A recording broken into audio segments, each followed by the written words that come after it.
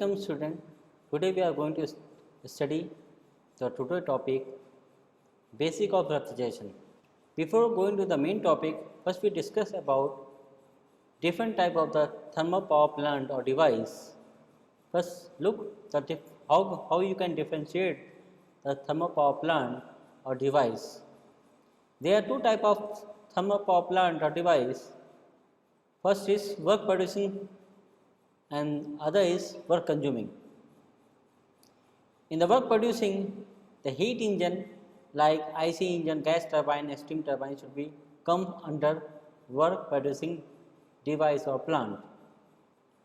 You can see the diagram. This is a Rankine cycle of heat engine. You can see that here the working fluid in this Rankine cycle is water. The water first pumped by the pump into the boiler. In the boiler, the heat should be added to the water, and the water is converted into the steam, and this steam is expanded in the turbine, and some work output should be got by this Rankine cycle. So each cycle gave a some work output. So this work output is known as a work producing device. Work producing means in each cycle the work should be produced by the cycle. So after that the expanded steam should be condensed in a condenser where the heat is ejected, and this steam should be converted into the water liquid state, and this again the water is pumped to the boiler by the pump.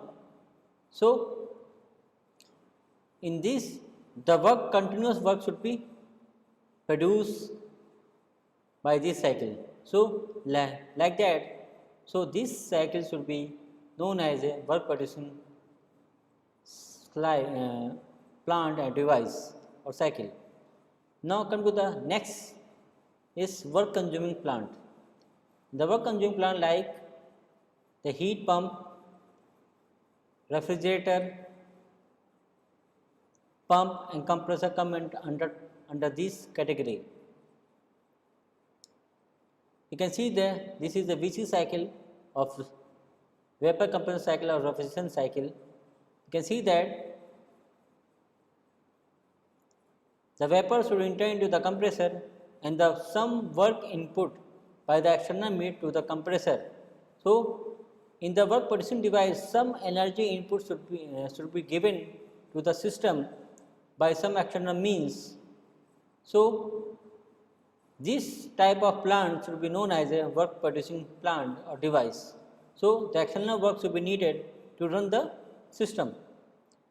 After the compression, the vapor, which is high temperature and high pressure, enter into the condenser.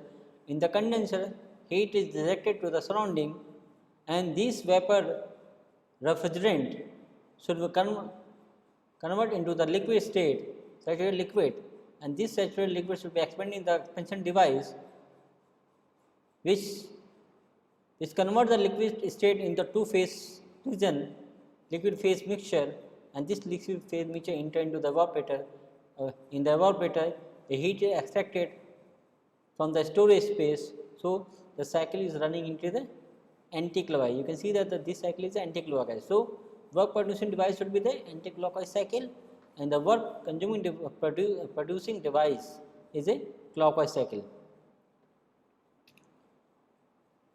Now coming to the main topics.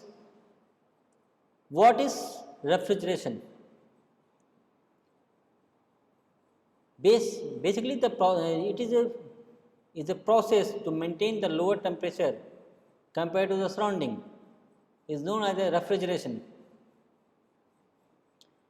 and the device which done that process, which transfer the heat from the lower region to the higher temperature, the one special device is called the refrigerator. The device of the heat pump and the refrigerator should be same, but the objective should be different. You can see the refrigerator, the diagram of the refrigerator. You can see that this is a lower temperature. The focus point in the refrigerator should be in the lower temperature, because we are maintaining the lower temperature of the surrounding. So we focus on this part in the refrigerator. So here the QL heat should be extracted from the cold refrigerator space, and this cold refrigerator space, the heat is known as the desired output or desired effects. This heat enter into the cycle, and some work input should be needed in a cycle, which is work input. So after that the QH heat should be transferred to the higher temperature region. So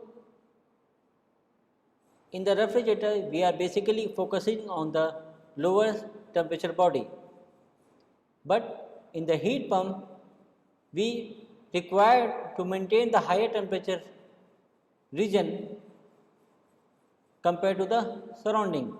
You can see that the QL heat extracted from the cold environment, and some work input should be needed to run the system. Then the QH heat is transferred to the warm house, the higher temperature. This QH is the desired effects of heat pump. So the objective of the refrigerator to remove the QL heat from the cold medium, and the objective of the heat pump is to supply the QS to the warm medium. So the machine are same, but the objective are different. In the refrigeration there are some main important terminology are there. First is refrigerating effects, which is denoted by the capital N.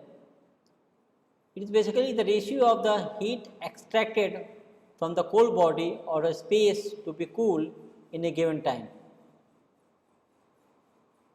So it is ratio of the heat extracted from the cold space by time taken. And the next terminology is refrigeration capacity or tonnage rating. So the capacity of the refrigerating machine should be expressed in terms of ton of refrigeration. So the capacity of the refrigerating machine is expressed in the cooling capacity, also called the cooling capacity of the machine, which is expressed in the terms of ton of refrigeration. So what do you mean by the ton of refrigeration? First take an example, then we discuss about what is the ton of refrigeration. Suppose we are required one AC, we are going to purchase one AC from the store. You just went to the store and asked to the sales, I want one AC. Then after that the salesman asks you to one question to you, what ton you require in your AC. So just simply give answer like that, my room is very small, just I want 1 ton of AC. So what do you mean by the 1 ton of AC? The exactly mean of the 1 ton of AC. The 1 ton of refrigeration defined as the quantity of heat extracted to freeze 1 metric ton of water at 0 degrees Celsius converted into ice at 0 degrees Celsius in 24 hours.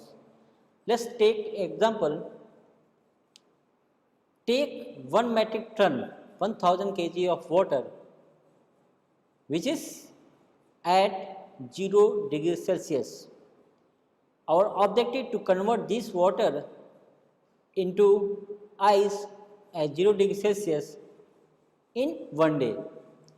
So then the total heat extracted from the water at 0 degrees Celsius to convert into ice at 0 degrees Celsius in 1 day, that total heat extracted from the water is known as 1 ton of refrigeration. So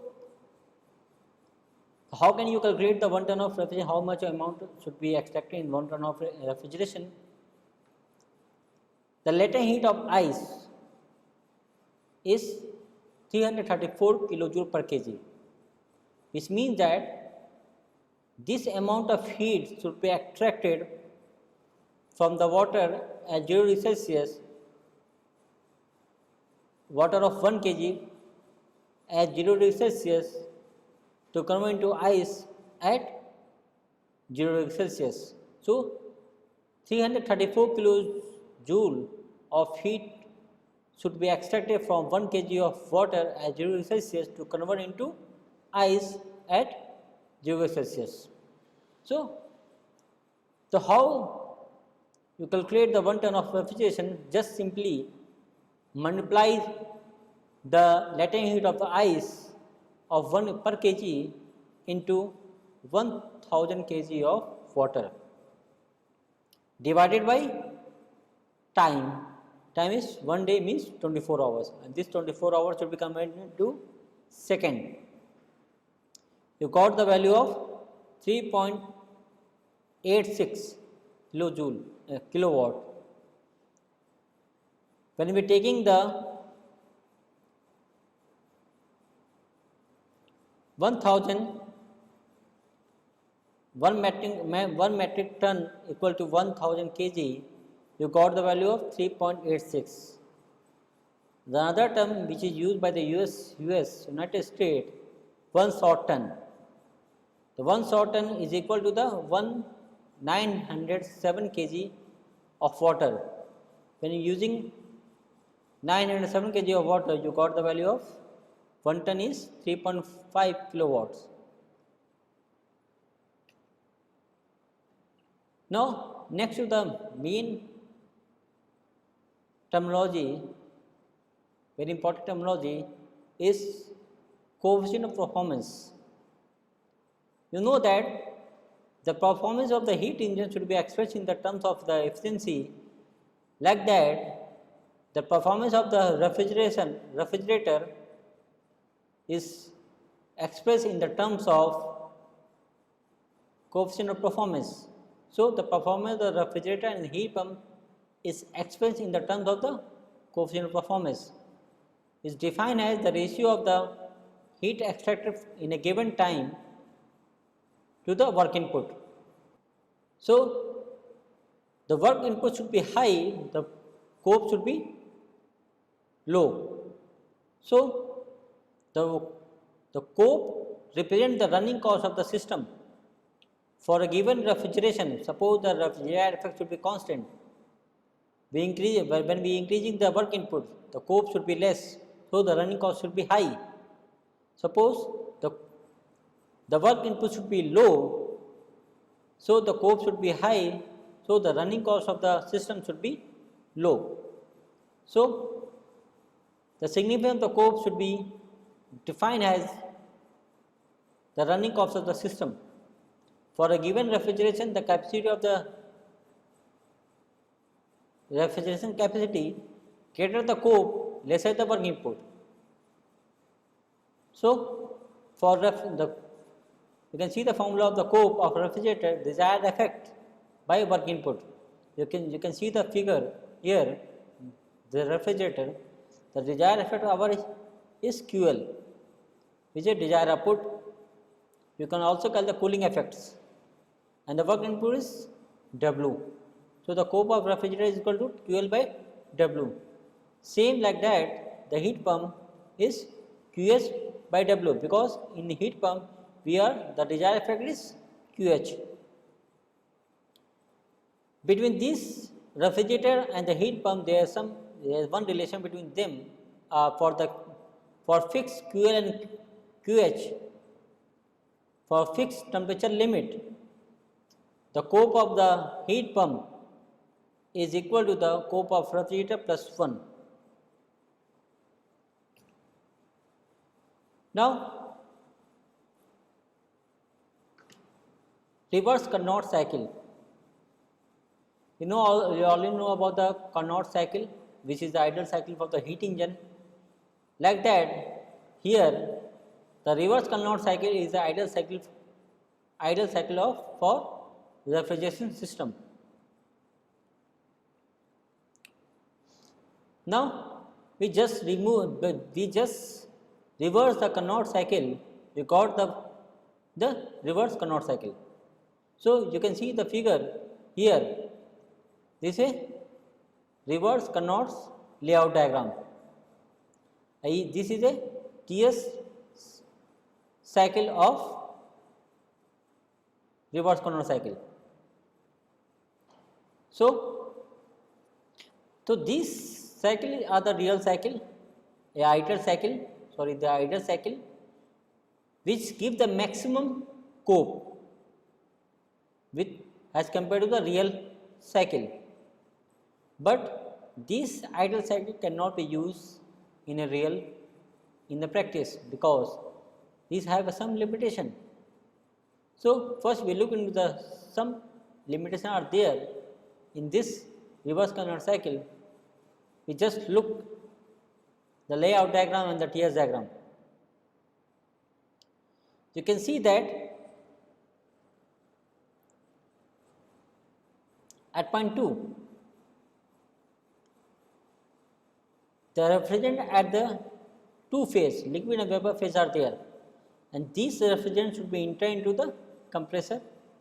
In the compressor, isentropic process should be there, and the vapor and liquid vapor phase are entered into the compressor. After the compressor, the saturated vapor refrigerant should be there. You got. But the compressor should be, but in the liquid phase enter into the compressor should wear out the compressor and decrease the life of the compressor, because the compressor should be designed to handle the vapor phase only. Okay. Then after that, the constant pressure heat rejection process should be there in the condenser. So this vapor state should be converted to the liquid saturated liquid state. After that, this liquid state should be expanded into the turbine, and this turbine gives some output. After turbine, the saturated liquid should be converted into two-phase refrigerant mixture, refrigerant, liquid and vapor state. So you can see that the liquid should be expanded in the turbine. The work output coming from the turbine, is very less, because the specific volume of the vapor is very greater than the specific volume of the liquid. When these, you can see the formula of the open system, work done of the open system of the turbine. So the dV value should be very low for the liquid. So the work output from the turbine is very low, and the cost of the turbine is very high, which cannot justify by this refrigeration cycle. So in refrigeration we cannot use the turbine. So these two, the main reason, because of that we cannot use use as a reverse Carnot cycle in a real practice, because compressor cannot handle the liquid state, because the refrigerant effect should be low and should be wear and tear by to the compressor, which reduce the life of the compressor. And here the turbine, which give the out with very less output, which cannot be used in the compressor also. So using the turbine in the refrigeration cycle should be not justified. So we cannot use the turbine in this cycle. So these basic two main reason we cannot use the reverse Carnot cycle in real practice. So these two limitations should be overcome to use in real practice. So this is a scope of the reverse Carnot cycle. When using the scope formula in terms of temperature, so this scope should be maximum for between this temperature limit. So, the scope of the refrigerator should be at TL. The TL is a lower temperature reservoir and difference between the higher and lower temperature. Just like the heat pump, here the TS divided by TS minus TL. Here is the value of higher temperature. Basically, there are two thermal reservoirs are there. One is source and the other is sink. The source has a capacity to supply the large amount of heat or thermal energy without undergoing any temperature change, because this source is an infinite body. So, large amount of heat should be supplied by this reservoir without changing to temperature. Opposite to that, the sink has a capacity to absorb large amount of thermal energy without undergoing any temperature change. This is also known as a infinite body. Now, come to the concept of the heat engine. You know that basically the heat engine device is convert the part of heat into work and reject remaining heat to the sink or surrounding. And this heat engine obeys the Kelvin Planck statement. So, first we discuss what is the Kelvin Planck statement.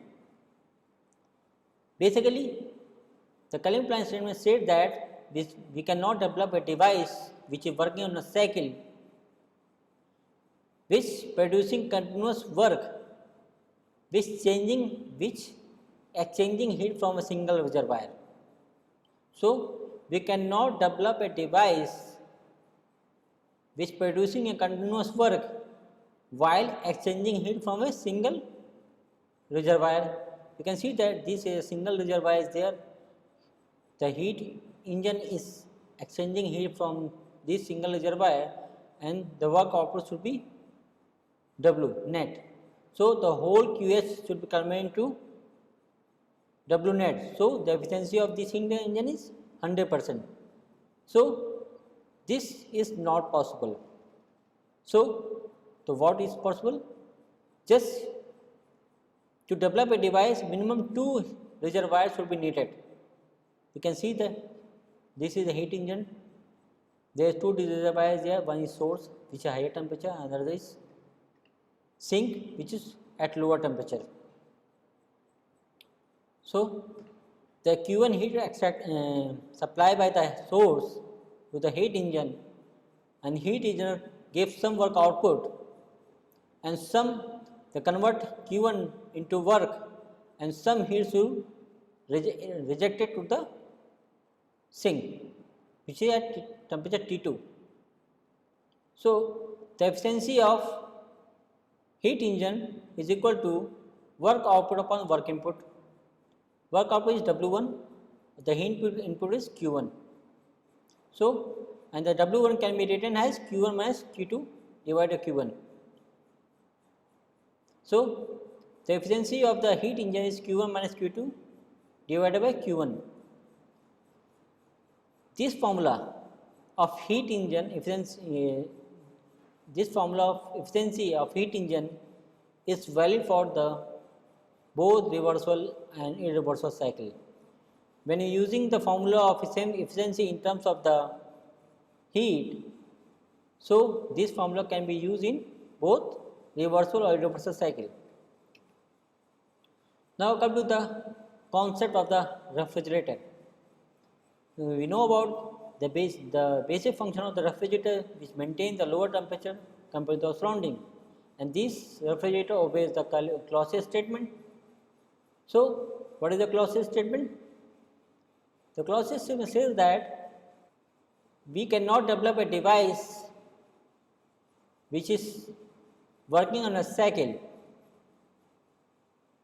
which transfer heat from lower temperature to higher temperature body without taking any heat input, work input. So, we cannot develop a device which is working on a cycle which can transfer heat from lower body to higher body without taking any work input. So, this type of device cannot be developed. So, if you give the work input to the system, you can develop a device. So, the work input should be needed to the refrigerator, and this the Q2 heat transfer to the refrigerator, the W work input should be needed by the external means, and this Q1 heat should be supplied to the source. So, the cope of the refrigerator is equal to the desired effect by the work input. The desired effect in refrigerator is Q2, lower temperature, the heat extracted from the lower temperature, Q2 divided by W input, and this W is written as Q1 minus Q2. So, the cope of refrigerator is Q2 divided by the difference in the heat, Q1 minus Q2, and this formula should be used for both reversible or irreversible cycle. Now, just like refrigerator, the concept of heat pump, the only difference are that the focus point is higher temperature, the desired effect for the heat pump is Q1. So, the cope of the heat pump is equal to Q1 by W, and the Q1 and the W can be written as the Q1 minus Q2. So, these formula can be written as, when the cope is written in terms of the Q, these formula can be used for both reversible and irreversible cycle. Now, cope of the reversible refrigerator. Cope of the reversible refrigerator. Previously, you see the formula, the cope formula in terms of the heat, and the cope formula of heat pump in terms of the heat, we can use in both reversible and irreversible refrigerator.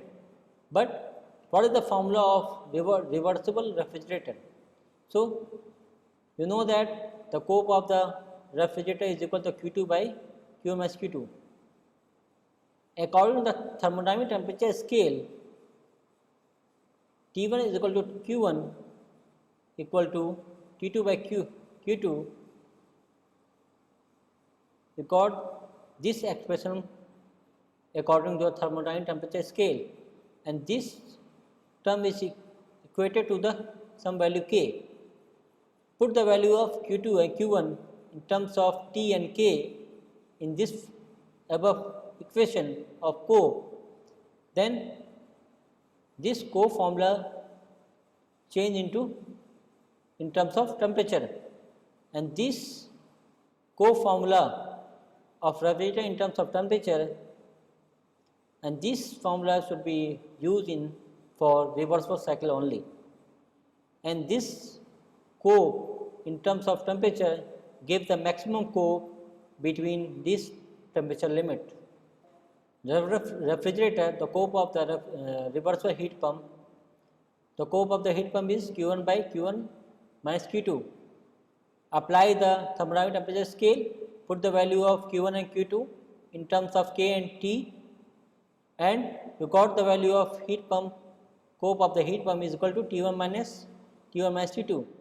This formula can be used only for reversible cycle only, and this gives the maximum cope of the for heat pump.